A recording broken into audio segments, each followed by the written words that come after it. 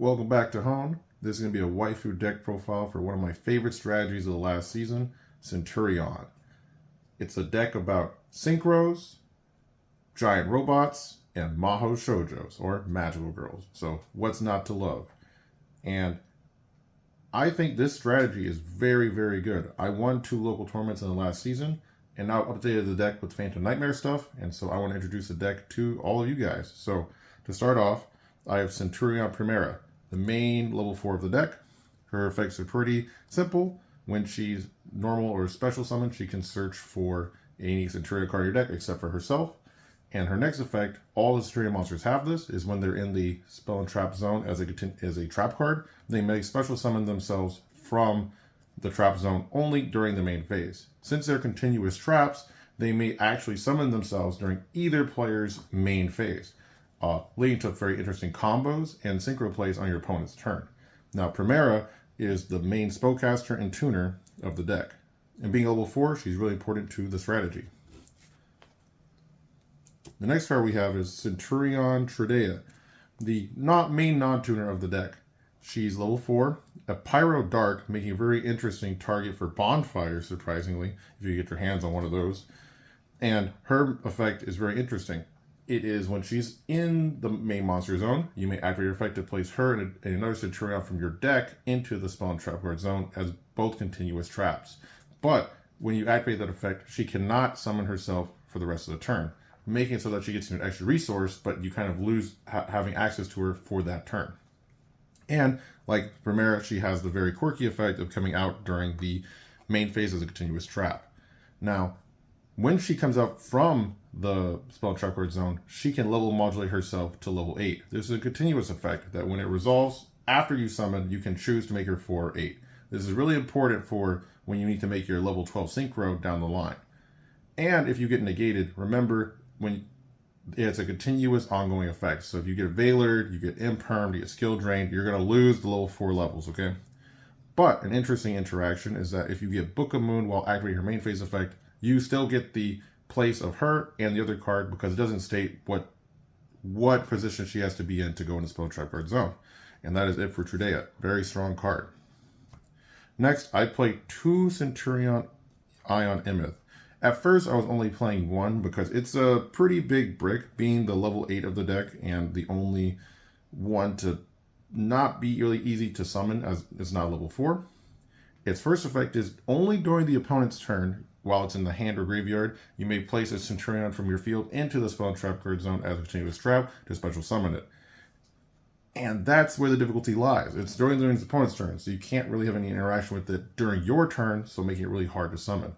The recommended way to get this card out is to use Tridea's effect to get this out from the deck and special summon it that way during your turn. Because it still has during either player's main phase, you can essentially summon it.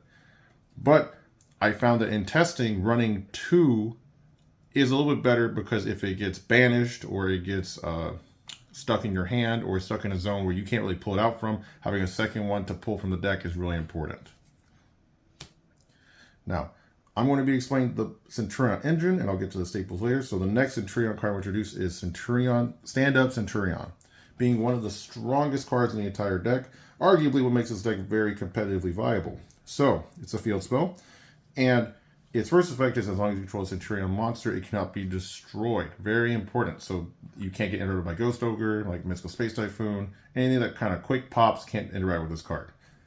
Now, the second effect is once during when it's played. So if it's still on the board after this or it survives the turn, you can't activate this effect again. It has to be during the turn it's activated, you discard 1 card and you search your deck for any Centur-ion card and place it in the spell and trap card zone. Very, very good. Oh, as a continuous trap, of course. It's very good. It dodges Ash. It is a very important card for the deck. Now, the last effect is quite easily the most important. It has the ability to, when anyone special summons a monster, if you control, as long as you can control a Centur-ion monster in the field, you may essentially synchro summon instantly, including a Centur-ion monster. So you don't have to have a Centur-ion on the field to resolve this effect, but it requires Centur-ion to synchro, meaning it pretty much has to have it on the field. But this is a really interesting effect. So when you activate the continuous trap effect to special summon opponent's turn, you can synchro on their turn by activating this card in the chain resolution.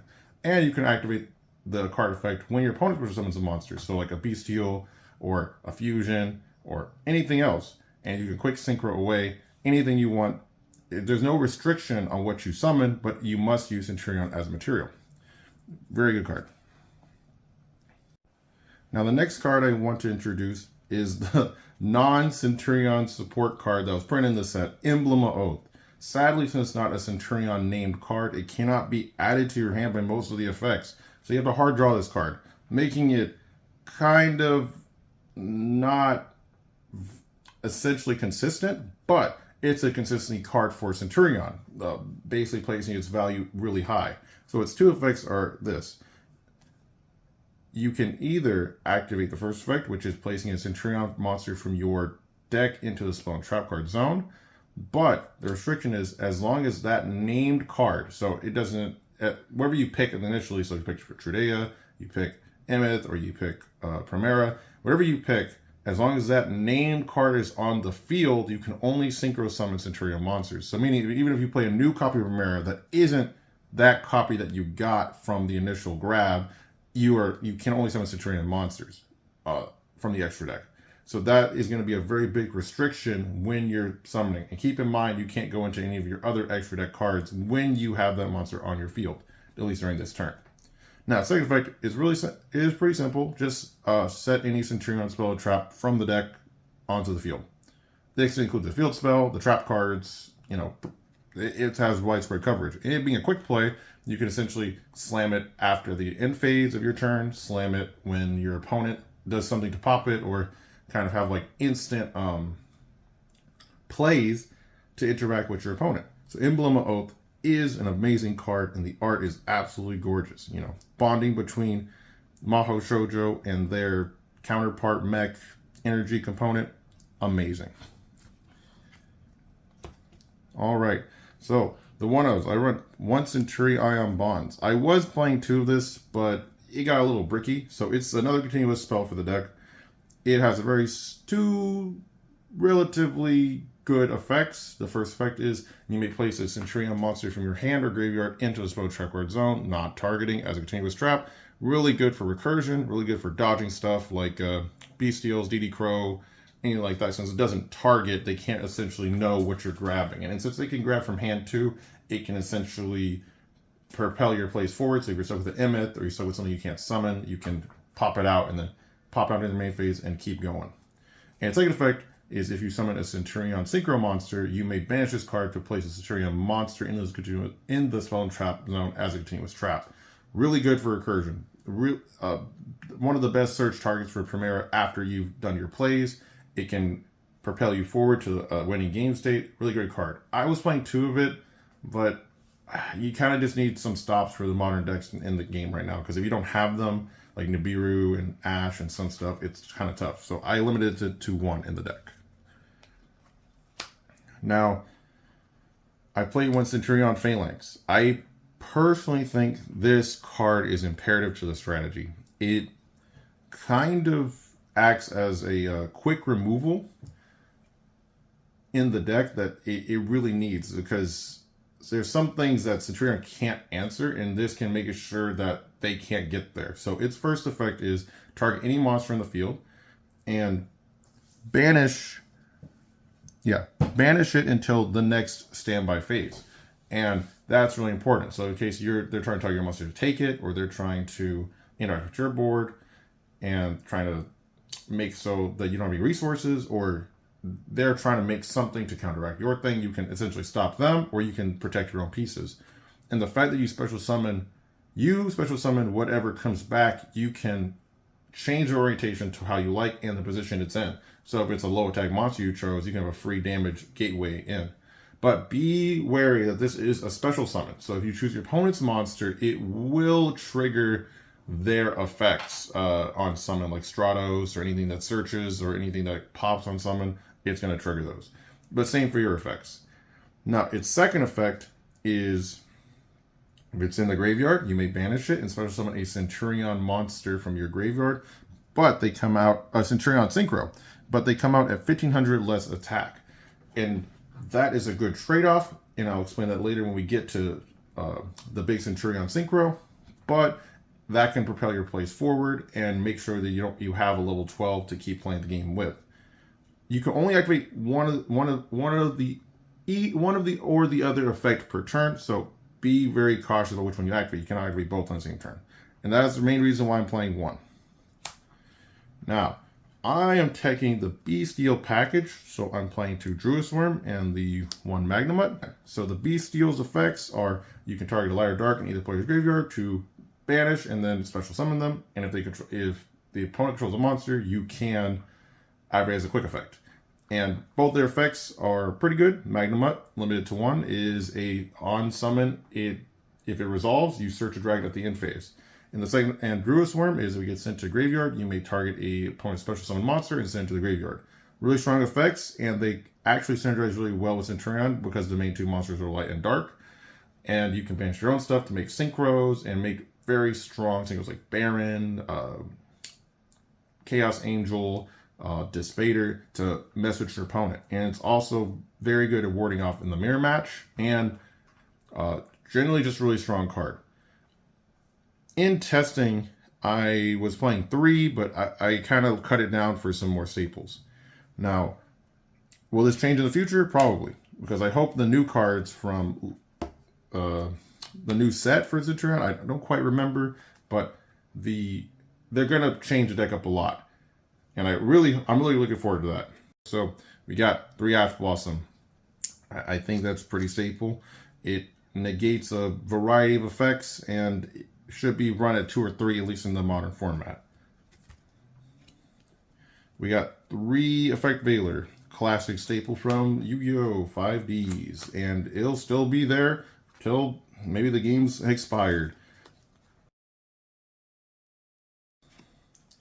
We got Nibiru. We do not like combo decks. If we get comboed on too much, this deck does not have a lot to deal with them. So Nibiru, you just count to 1, 2, 3, 4, 5, and then you blow them up. That is what Nibiru does. Now, as the board breaker for the deck, if I go second, I'm playing Super Poly. I think last format it was especially good with stuff like Guilty Gear Freed, Garura, or Mud Dragon, and it made a lot of comeback plays possible and board breakers against stuff like Baron, SP, and some unique stuff. It might be a little weaker now in the Phantom Nightmare format with Snake Eyes, Fire, and Fire Phoenix, Garunix, Fire Kings. There we go, Fire Kings. My bad.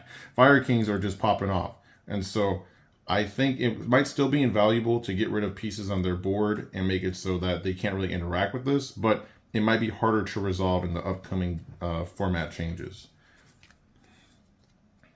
Now, I'll play 2-tack. This is ultra explanatory. It's 3 ban cards in 1.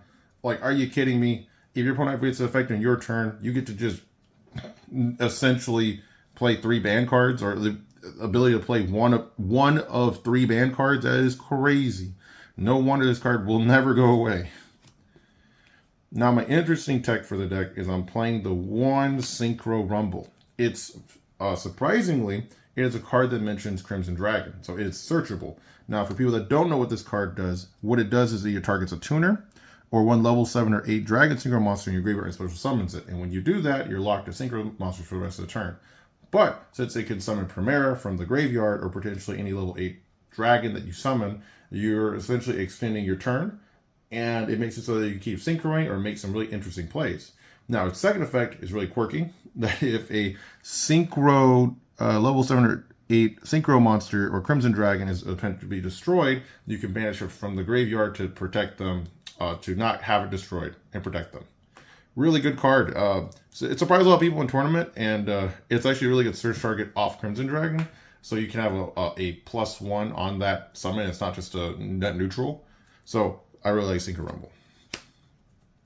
Now, so we got Called By, we got Terraforming. I think we can put these in the same. Search is field spell. banish a card from the graveyard, and its effects are negated until the end of the next turn. Honestly, Call By is a crazy card. It doesn't need to come back. There's too many graveyard effects right now. People are really trying to think about playing Soul Release. Can you believe that? Soul Release. Cringe. Now, 3 infinite impermanents. Self-explanatory, can activate from the hand if you control no cards. Monster negate, and if it's set, it negates the column. Pretty simple. And I think that is it for the main deck. Now onto the extra deck. I'm going to introduce first Centur-ion Legacia. Legacia is the machine synchro light monster of the deck. The big boss lady, the big combo. The whole enchilada. And now her materials are just a tuner and a non-tuner. Very easy. You can play it in a bunch of different decks. They can summon level 12s, which makes a bunch of high-level monsters, and you have low-level tuners. It's a match made in heaven. She has a lot of different effects, so I'll go over them one by one. Her first effect is that any monster under 2,000 cannot be destroyed by battle. That is very a good effect. So all of the Centurion monsters are under 2,000 attack, making it so that Legacia protects them inherently.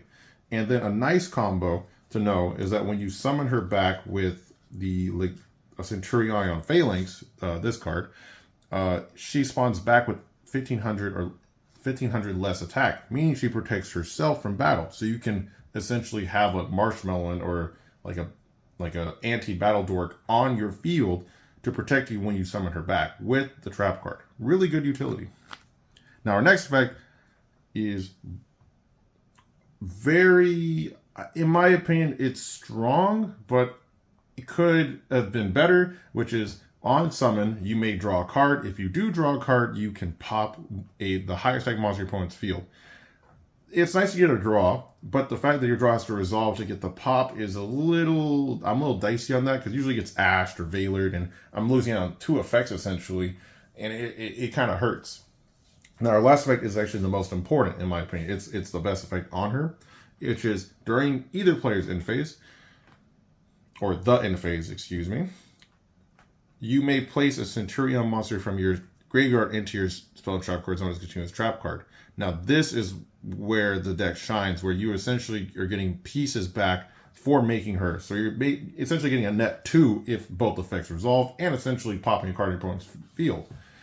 And so you're able to synchro on the opponent's turn because you got more materials, and now you have her. It's great.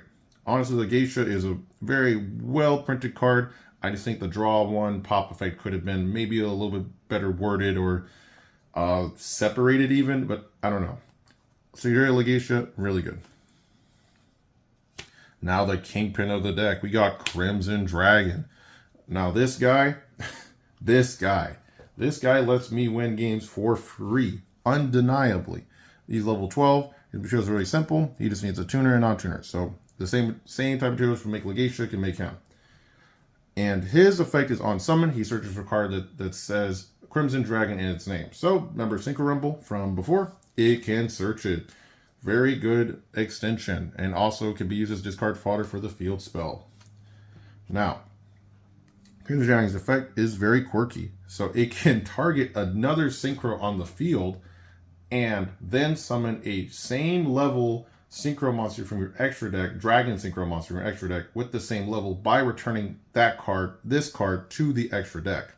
So essentially what you're going to be doing is you're going to hopefully have these cards on board during your opponent's turn, because you make this during your turn, and then you do the quick synchro effect of the field spell to make this on the opponent's turn, and you're targeting this and returning this to summon the next card I'm going to introduce, which is Red Dragon Archfiend King Calamity. Now this card should be banned. I do not know why it is allowed in the format.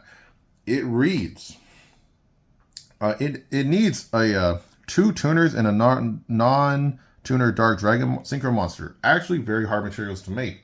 So not all decks can actually essentially use this card. But because of Crimson Dragon's utility, it really can cheese itself on the board on the opponent's turn, making it very versatile. Though there's some nuances I have to explain and some erratas I can have to go through. So, Calamity, as he's dubbed, has his main effect is when he is summoned, your opponent cannot activate cards. Now, what does that mean, and what do they errata? So, it means that when it's summoned, uh, it it makes it so your opponent cannot activate cards. So that means activating spell and traps, activating field spells, activating monster effects, just on the field. And so it's been routed to the field specifically. So you may activate cards in your graveyard, you may activate cards from your deck, your hand, and your extra deck. Because originally it just says your opponent cannot activate anything. And so a lot of people interpret that as like your opponent can't do anything, which is not true. So you can still inherent summon, you can synchro summon, you can XE summon, you can still summon. You just can't activate card effects. And a nuance I have to explain to people new to the deck, and even to me, is that Crimson Dragon, if it's activated in a Chain Link 2 response with Calamity, Calamity will miss timing because it needs to see when it is synchro summoned to hit the on summon effect. So if you summon it as a Chain Link 2 resolution on Crimson Dragon, it won't resolve. So it's an old worded card, so it definitely has to be as a Chain Link 1 from Crimson Dragon to resolve its effect. Alrighty, and his second effect is when he destroys a monster in battle, he can burn the opponent for the monster destroyed by battle. And that's all he does. He just says, no more playing game. Make you very sad. Now, honestly, my preferred level 12 synchro to summon off Crimson Dragon is Cosmo Blazar Dragon. I love this card. I love him more than Calamity. And honestly, his materials made him very unsummonable for a long time. He has the same materials as Shooting Quasar Dragon. So 1 tuner synchro monster and 2 non-tuner synchro monsters, making this fantastically hard to summon. You have to have 2 non-tuner synchro monsters and a tuner synchro, making him really, really hard. But his effects are really worth it. His first 3 effects are, the cost for his effect is you can banish him to activate any of the effects that are gonna resolve. First one is if your opponent was to activate a card or effect, you can banish him to negate and destroy it. And the second effect is if your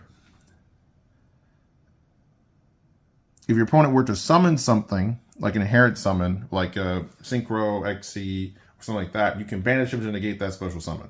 He can't negate like inherent summons like fusions. He can't negate effect summons like polymerization, branded fusion, stuff like that. He can only negate like summoning zoos, summoning Stardust Dragon, stuff like that. And his last effect is if your opponent attacks with a monster, you can banish it to negate the attack and end the battle phase. Really, really strong. And he comes back during the end phase of this current turn. And a side note is that he is not once per turn. So your opponent's trying to activate or resolve some effects in the end phase, you can essentially banish him again to reactivate his effect to negate. It is very oppressive. And him being a 4K body makes it so he's a perfect attack and defense for the game, honestly. But I like summoning him more than Calamity because Calamity doesn't really do anything after he's summoned. This kind of guarantees your opponent can't play any board breakers on the next turn if they make it there, and they can't really fidget their way out. So Cosmo Blazar Dragon is my preferred level 12 summon off Crimson Dragon. Now we're going into the staples. So we got Baron, been in the game for a long time. Omni Negate, pops a card, returns extra deck to summon a level 9 or lower. Pretty self-explanatory. It's what you usually make off the bestials in this deck because you have the level 4 tuner. And now another interesting tech is the Chaos Angel. Playing the 1 Chaos Angel for the conversion from the bestial plus Primera into, just like Baron. And it's got some quirky effects, so it can use a light and a dark as a tuner and a non-tuner. And when it's summoned, you select something on the field and you banish it. And then if it was summoned with a dark, monsters you control cannot be destroyed by battle. Summoned with the light, the monsters you control are unaffected by monsters activate effects. So really strong to keep you in the game against stuff like Fire King and stuff that wants you to get rid of your board. It's a good protector for your cards. And a really nice level 10 to go into. And since the bestials are dark and Primera is light, it's excellent. Now, the level 8 synchros, the emergency synchros. Honestly, you shouldn't really ever be going to 8 in this deck unless you really need these 2 cards effects, or your Primera got, your Tridea got negated. And so, we're going to start off with Scarlet Red Dragon Archfiend. And level 8 synchro. Its effect is that it's always free as Red Dragon Archfiend, and it can, once per turn, destroy all special summon monsters in the field and inflict 500 damage for each. Very simple, very good, can win you games in time, and it's a good backup to if your Tridea gets negated. So it's very good overall, and Synchro Rumble can revive it from the graveyard and protect it. So very good tech for the deck. Now, the most interesting card to come from Phantom Nightmare into this deck is the Enigmaster Pact Bit. Very interesting. So what it can do is, if it's synchro summoned or sent to the graveyard, you can discard a card to place a monster from your graveyard into the spell trap or zone's continuous trap, making all the Centurions kind of live. And so that's really, really good for continuing your plays if you get negated. So you can put the Primera back and potentially synchro on the opponent's turn. If you haven't resolved the Primera effect at all, you can summon it right away and go to your 12th. So if your opponent like Valors you or imperms you, you keep going with this card. And then he has the other effect. It has the effect if it's during either player's turn.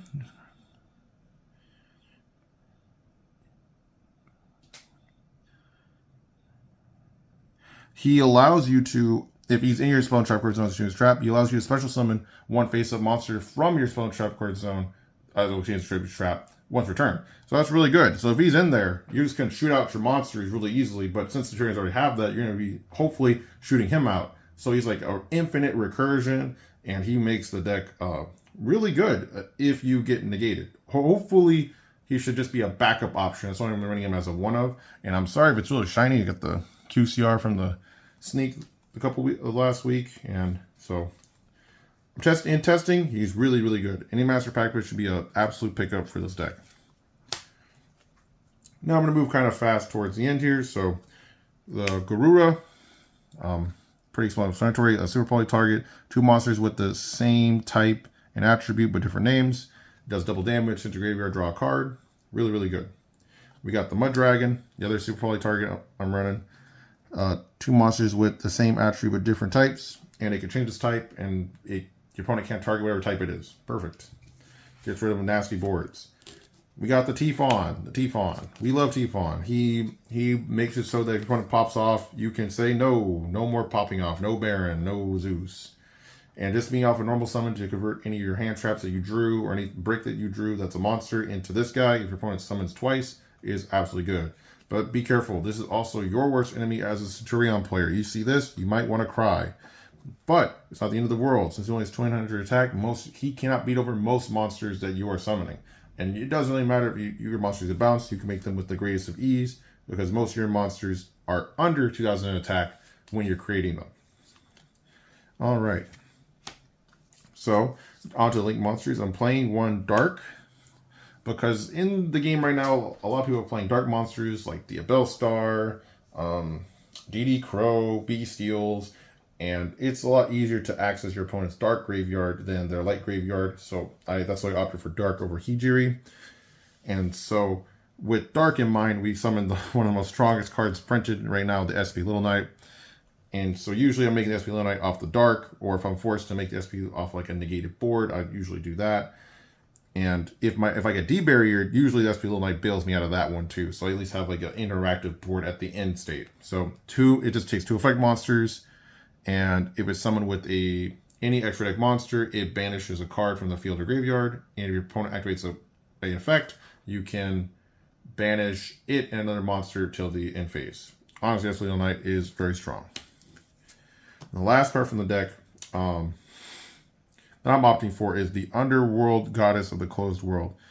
Link 5 needs 4+ effect monsters. It can use one of your opponent's monsters as material.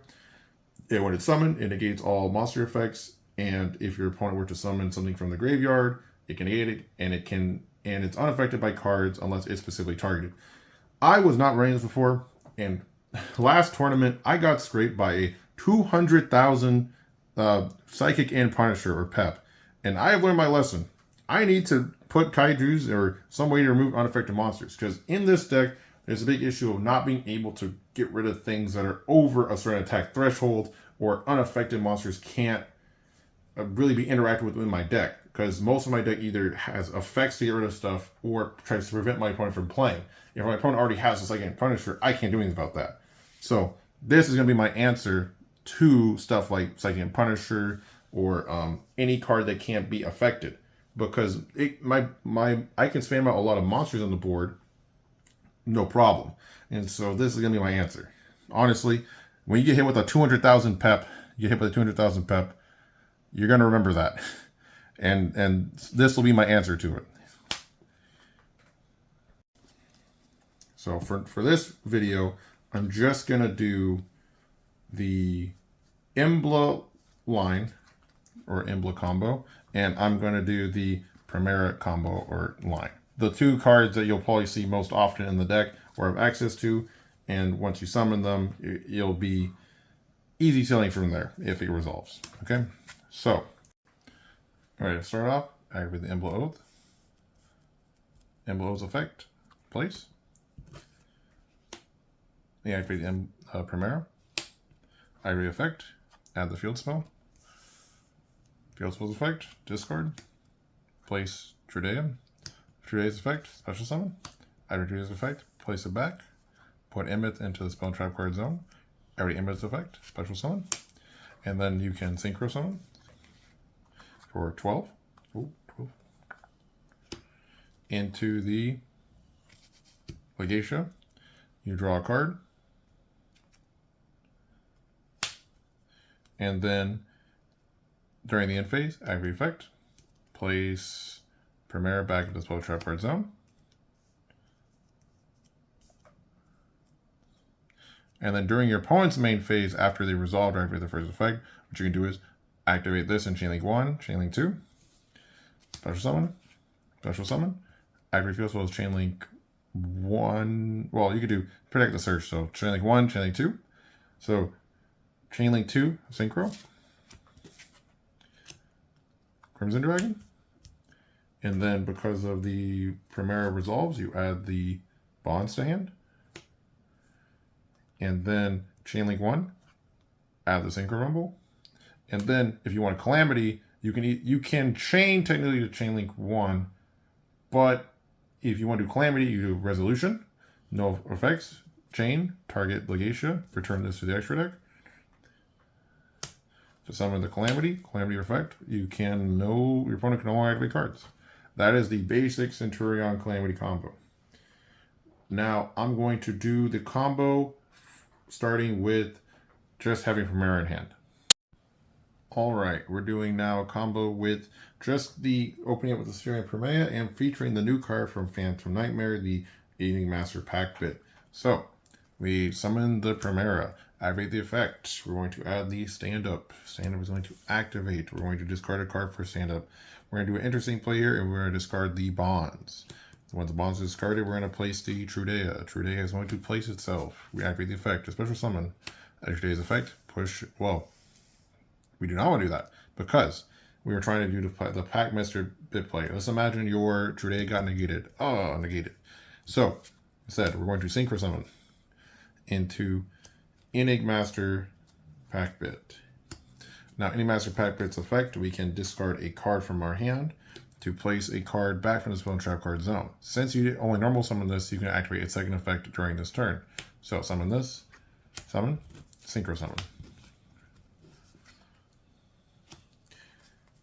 And then you make the Legatia. You get the one card back. But since you have the bonds in graveyard, you can trigger the bonds effect. Since you summoned a synchro this turn, banish it. And then you can place a Centur-ion monster from your graveyard back into the zone. We're going to place Trudea. And then at the end phase, we're going to activate her effect to place the Primera. Then during the opponent's turn, same like last combo, after they resolve their main phase effect, at least one, You can go chain link 1, chain link 2. Result chain link 1, chain link 2. This time we're going to grab off the chain, we're going to synchro this. Grab the Crimson Dragon. Chain link one's going to resolve, grabbing the phalanx into our hand. And then chain link, we can do chain link 1, chain link 2 to itself. It's not summoning Calamity this time. So 1, 2, return this to the extra deck, and summon Blazar at the stand.